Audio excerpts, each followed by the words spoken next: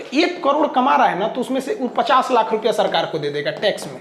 लेकिन अगर वही आदमी जो 50 लाख रुपया टैक्स दे रहा है, अगर वो बीमार पड़ जाता है ना, तो सरकार उसके लिए कुछ खास नहीं करती है। जो सबके लिए करती है वही उसके लिए भी कर देती है। तो आपको ये 50 लाख का आंकड़ा थोड़ा अच्छा नहीं लगता होगा।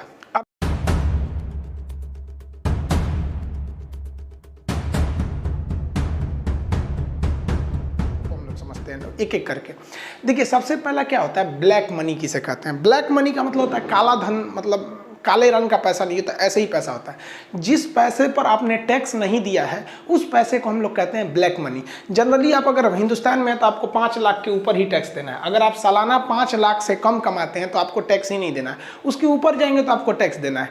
अब जैसे मान के चलिए, अब जीएसटी अलग है, इनकम टैक्स अलग है, मेनली यही 2 टैक्स लगते हैं सबके ऊपर। जैसे हम लोग टीचर हैं तो हम लोग के ऊपर 18% जीएसटी लगेगा और फिर इनकम के बाद 30% ऑन एन एवरेज मान के चलिए इनकम टैक्स लगेगा। वो एक अलग टॉपिक हो जाता है, इनकम टैक्स कितना लगता है।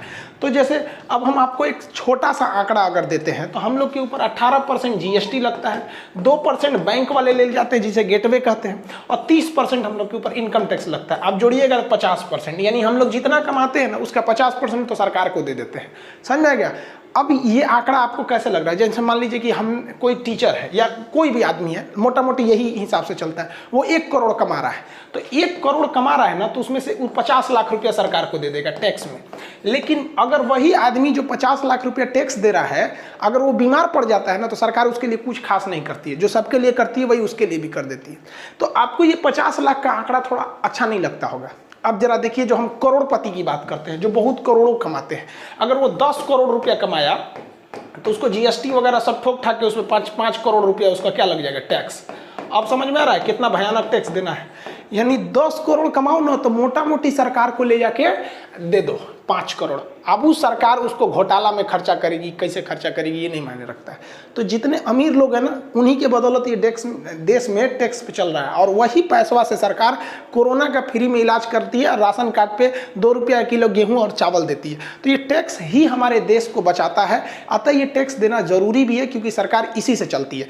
अब मान के चलिए कि कोई बहुत बड़ा होटल का मैनेजर है, रेस्टोरेंट चलाता है, साल भर में 10 करोड़ कमाया, तो गलत ढंग से थोड़ी कमाया भैया, लेकिन उसे अपना आधा लगभग 5 करोड़ रुपए टैक्स देना है। नहीं देगा ना, सीधे 10 करोड़ रख लिया, तो उसका पैसा हो जाता है ब्लैक मनी। अब इसी ब्लैक मनी को बचाने के लिए कई तरीके होते हैं, जिसमें मनी लॉन्ड्रिंग